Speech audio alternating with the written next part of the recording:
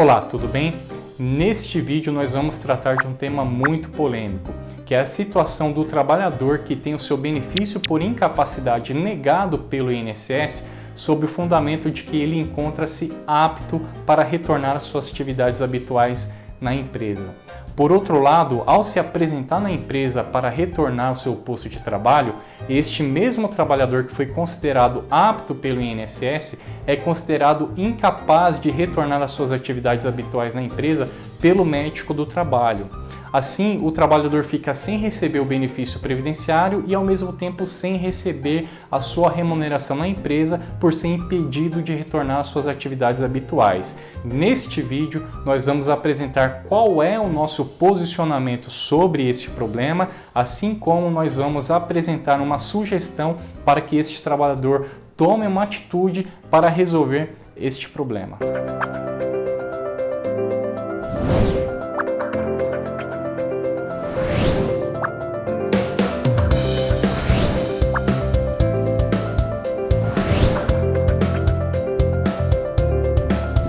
É muito comum um trabalhador que vem recebendo o benefício de auxílio-doença por se encontrar incapacitado de realizar suas atividades habituais, ele é submetido a uma nova perícia,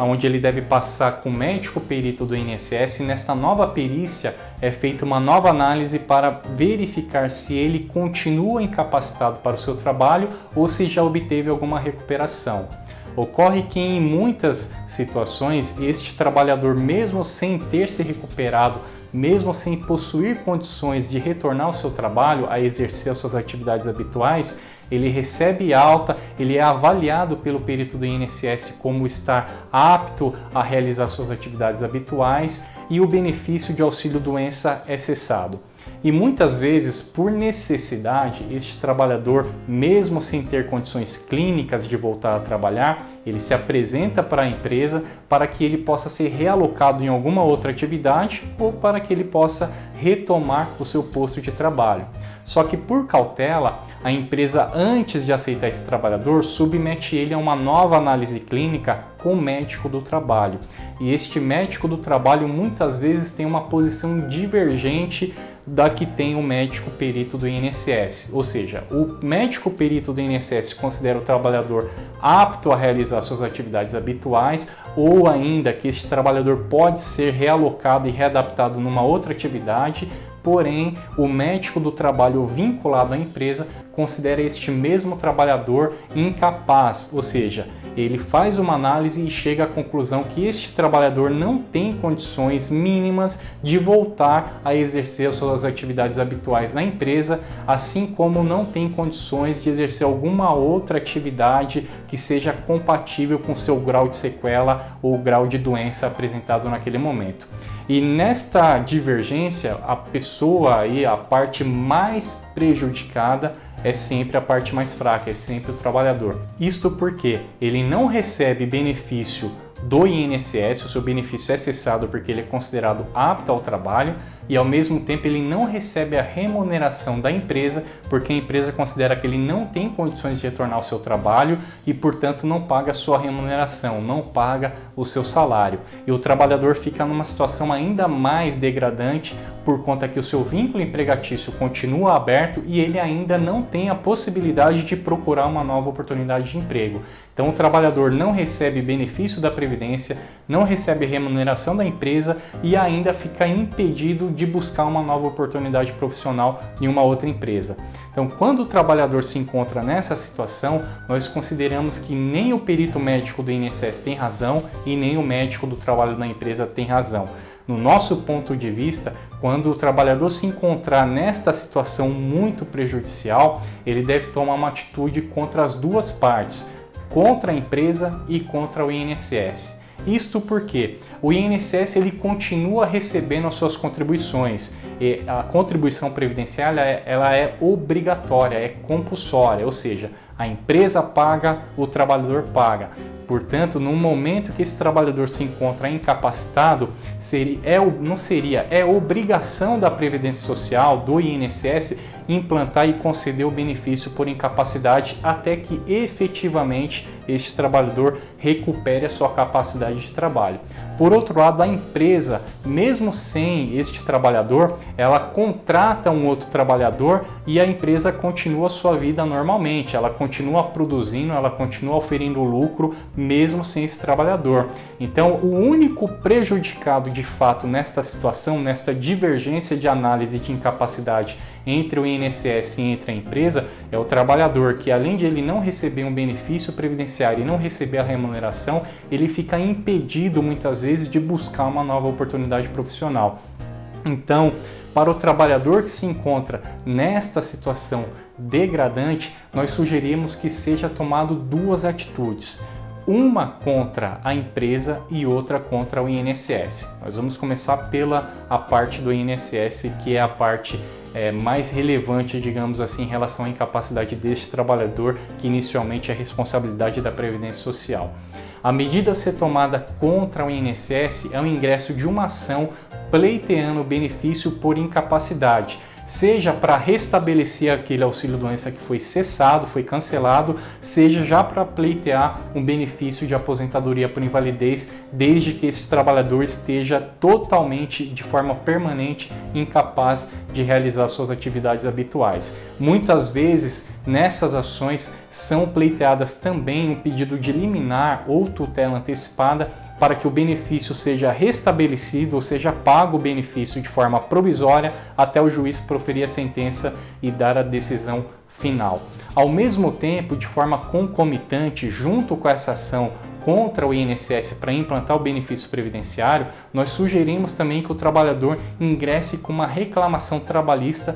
contra o seu empregador, contra a empresa. Isto porque, a partir do momento que a Previdência Social considerou este trabalhador apto para retornar às suas atividades laborais, o trabalhador se apresenta na empresa, a empresa recusa o retorno desse trabalhador nos seus quadros de trabalho, a empresa é responsável pelo pagamento da remuneração desse trabalhador, porque ele não pode ficar sem receber da Previdência e sem receber da empresa, desde que o trabalhador se coloque à disposição. Outro fundamento, outra justificativa também que é utilizada pela empresa é que se ela receber esse trabalhador com aquela sequela, com aquela doença, com aquela incapacidade para o trabalho, ele pode gerar um acidente de trabalho ali no ambiente de trabalho e pode prejudicar não só a empresa e o próprio trabalhador, como terceiros, né? Dependendo da atividade que ele exerça, pode ter algum grau de risco que pode prejudicar terceiros. Então, com essa justificativa, a empresa sustenta e afirma que não pode receber esse trabalhador por conta desse risco para a empresa e para o próprio trabalhador. Outra justificativa, outro fundamento que é utilizado pela empresa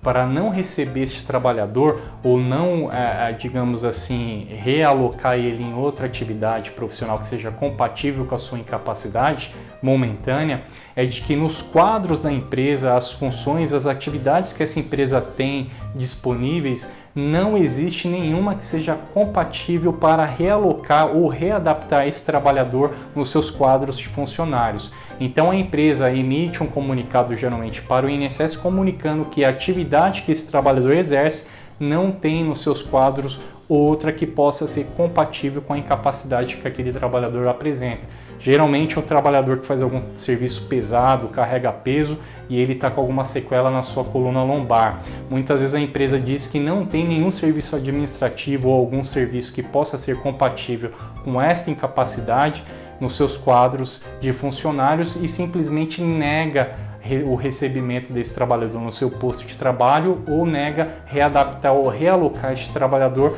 em alguma outra função mais leve que seja compatível com aquela sequela temporária. Então, além de alegar que esse trabalhador pode causar um acidente de trabalho na empresa, também alega que muitas vezes a empresa não possui uma outra atividade que seja compatível com essa sequela que o trabalhador apresenta. Mesmo com estes fundamentos, nós entendemos que o trabalhador deve tomar uma medida concomitante, na verdade são duas, uma contra o INSS pleiteando o benefício por incapacidade e outra contra a empresa, uma reclamação trabalhista pleiteando que a empresa seja responsabilizada em manter o plano de saúde desse trabalhador, caso exista, assim como pague a remuneração desde a data que a Previdência Social e INSS deu alta e cessou o benefício de auxílio-doença, até a data em que a empresa se recusou a readequar, a realocar este trabalhador no seu posto de trabalho. Então nós entendemos que a Previdência Social é responsável em conceder o benefício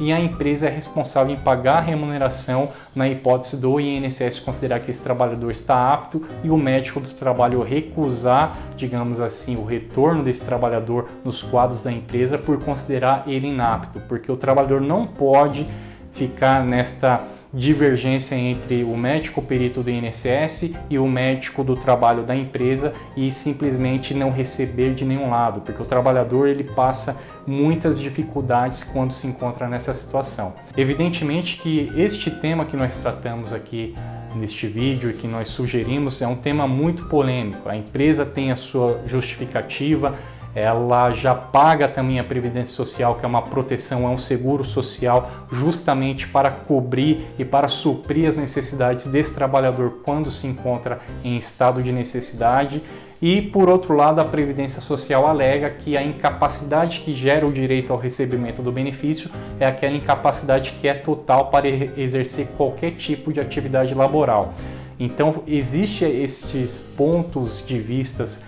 diversificados, a Previdência sustenta o seu ponto, a empresa sustenta o seu ponto e o trabalhador, que é a parte mais frágil, fica no meio sem receber nenhum valor e passa por grandes dificuldades. Então, diante dessa situação, como o trabalhador é a parte mais frágil, ele não pode ficar desamparado nem da Previdência e a empresa também não pode virar as costas para este trabalhador que prestou serviço, gerou lucro e no momento de necessidade ela simplesmente vira as costas. Então, no nosso ponto de vista, isto não pode acontecer e o trabalhador deve tomar uma atitude contra os dois, contra a Previdência Social, contra o INSS e também contra a empresa que se recusa a aceitar esse trabalhador na mesma ou em outra atividade ou a pagar a sua remuneração.